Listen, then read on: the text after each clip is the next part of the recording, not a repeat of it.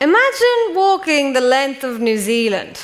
Imagine just starting at the top of a country and walking to the bottom, carrying everything you need on your back in a bag, 3,000 kilometers through forests, mountains, beaches and rivers.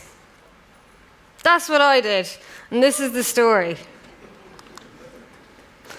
Last year I left my very comfortable job and headed to New Zealand. Now, I know it looks like it's really far away, but that's because it is. It's literally on the other side of the world, and I was going alone, a parent's dream. But to be fair, I was a bit nervous. There were so many unknowns, but I said to myself, I was committed to at least trying. So here's a map of New Zealand. It's not to scale, it's a lot bigger than this. And that squiggly line is the Te Araroa Trail. And so it's pretty simple. Like I said, you just start up there, kilometre 0, and walk to the bottom. Well, there's one minor thing I should mention, 150 kilometres of canoeing in the middle. But other than that, very simple, just all walking. So to start from the beginning, we must first walk 90 Mile Beach. Now, it's pretty much exactly what it says on the tin, a beach 90 miles long. So think of your kind of normal beach walk and just add about 8 hours onto that and do that for 4 days. And that's what it was like. And so when you're this is your view all day, every day, you kind of start to wonder, like, why am I here at all? Why did I want to do this? And so I kind of started to wonder, just for some light entertainment, why was I here? What brought me to do this? And I guess to really understand the answer to that question, it kind of goes back to my childhood. So to put it simply, we were a camping family, and we would spend all of our holidays packing the tent, setting it up somewhere, and then just going off exploring, cycling and walking. And it's pretty kind of obvious now to connect the dots why I wanted to do something like this, because it's just such a sense of nostalgia for me to kind of relive those childhood memories, and it was such a sense of freedom to do something like the Te Araroa Trail. It wasn't all the same though. I mean, it went from this to this, and then 4 days later, finally got to the end of the beach. So at last, about 90 miles done. Now I thought I'd add in this photo just to really capture the trauma of walking 90 Mile Beach. So these are two words that should never go together, but my socks were stuck to my feet with blister juice. That's enough said about that. But that first little, you can see the little marker there up at the top. So we had finished a tiny little dent in this grand journey, but nevertheless, it was time to eat. And so we celebrated like kings and queens when we got to the end of 90 Mile Beach. And the people in this photo are also like my family now. I went off to New Zealand by myself, but after meeting these people, starting the trail, we pretty much became joint at the hip. And they were an integral part of this whole experience. They were the real magic of the journey. And together we went through some more forests, and we even passed through a volcano and had a good laugh there because it didn't erupt.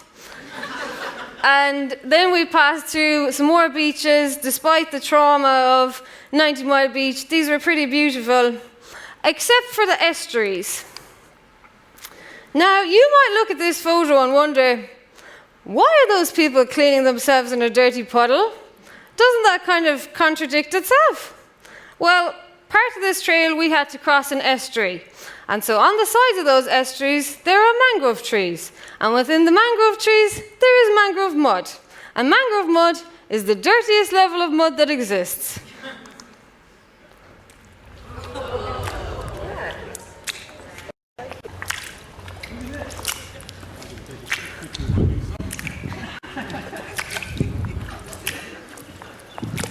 you might understand why we were cleaning ourselves in that dirty puddle.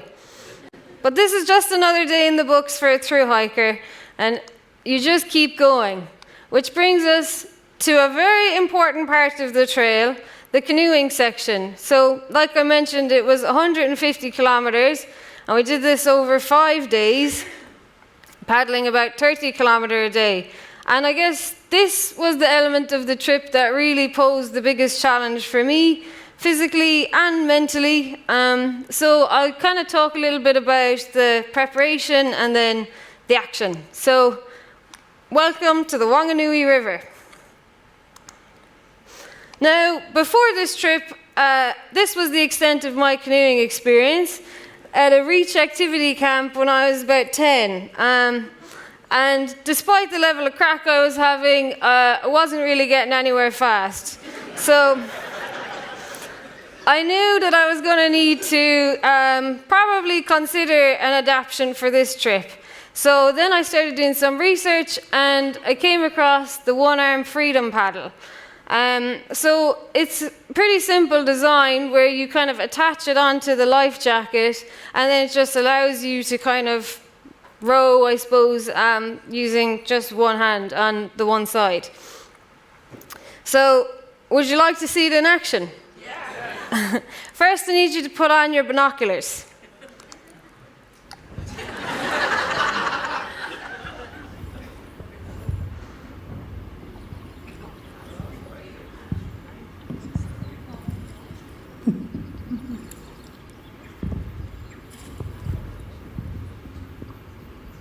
Now, I realized actually after I made this presentation, when I was watching this video and I was putting together the pictures for the previous slide, that I actually have the paddle turned around the wrong way for the whole thing.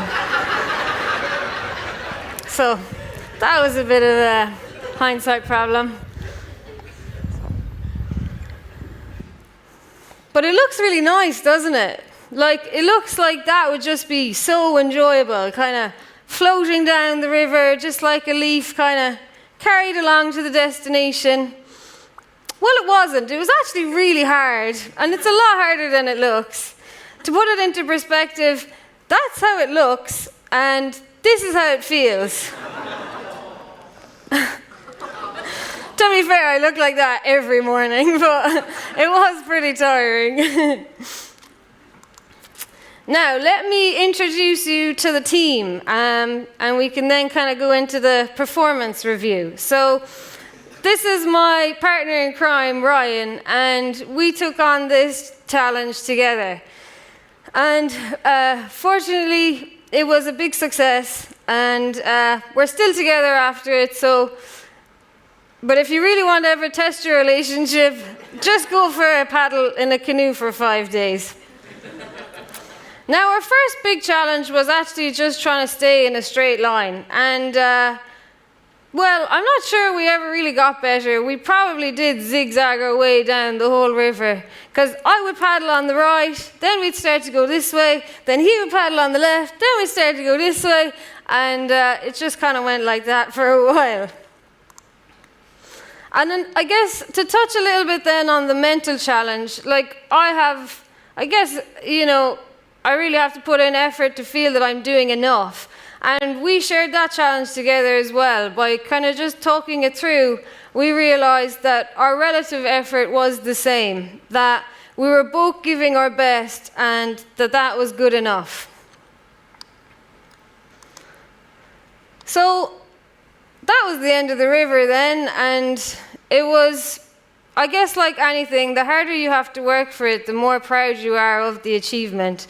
And yeah, that is still probably the part of the whole trip that fills me with the biggest pride. Because I really wasn't sure, was I going to be able to do it? You know, how hard was it going to be? And it definitely pushed my limits, but I am really proud that we did it together. So we were pretty happy to get stepping again after that, and we crossed down into the South Island. So this part of the trail kind of marks a series of unfortunate events. So the South Island is known for its very mountainous terrain, and this section was the Richmond Ranges. So it's a lot higher altitude, it's more exposed on different ridge lines, and the terrain was really rocky as well. But no problem, survived all that. 8 days in the mountains, walking down the gravel road into town, big problem. I was setting up this photo and I was just going to jump in there between Anna and Ryan, and as you can see from the next one, I did not quite make it. On the way en route, I fell and twisted my ankle, and I knew it was bad because when I fell I heard a pop. So that wasn't good, and that marked my injury. So then I went to a vineyard and stayed with a trail angel. Trail angels are just like really kind people that help volunteer to host and help Te Aroa walkers. So I stayed there for about 3 weeks, and that was good. I didn't take up the drink on the vineyard, and I was pretty excited to get back to trail.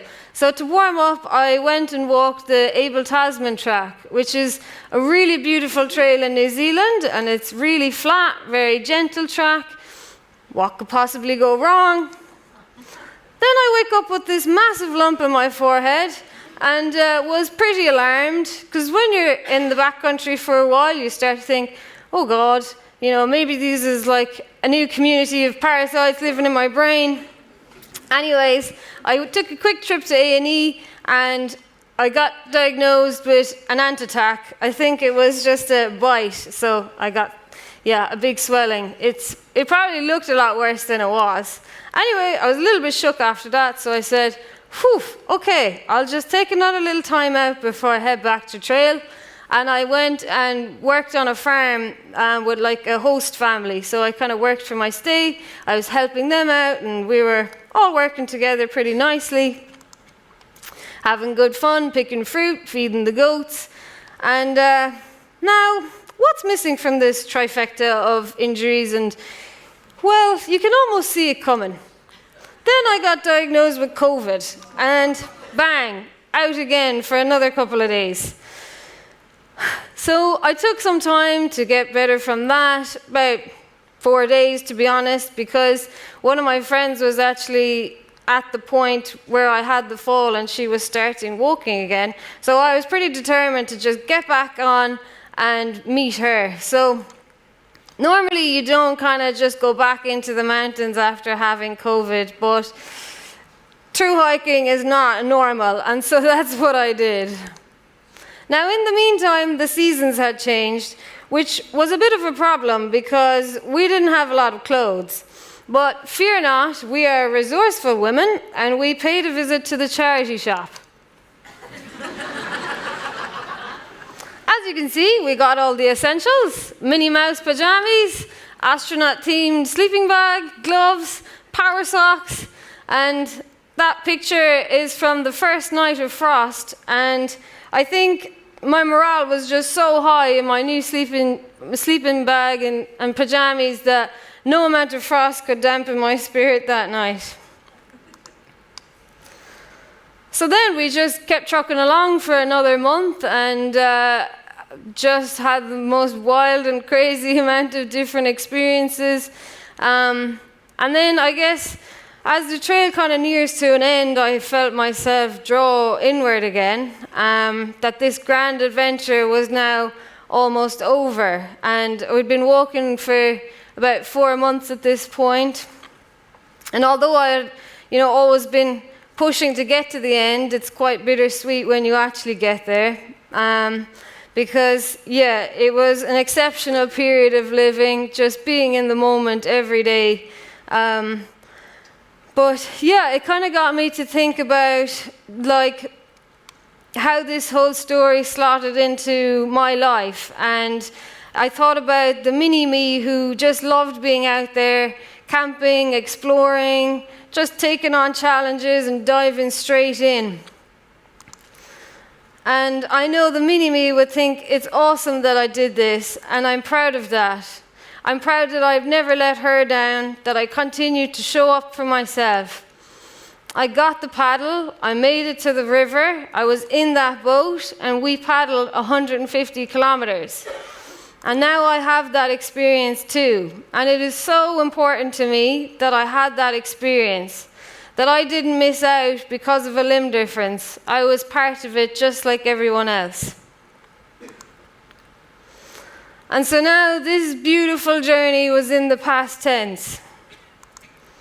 We made it to the end, and this is myself and Anna at Bluff. And so I'll leave you with this. My mantra for the trip was just have the courage to try.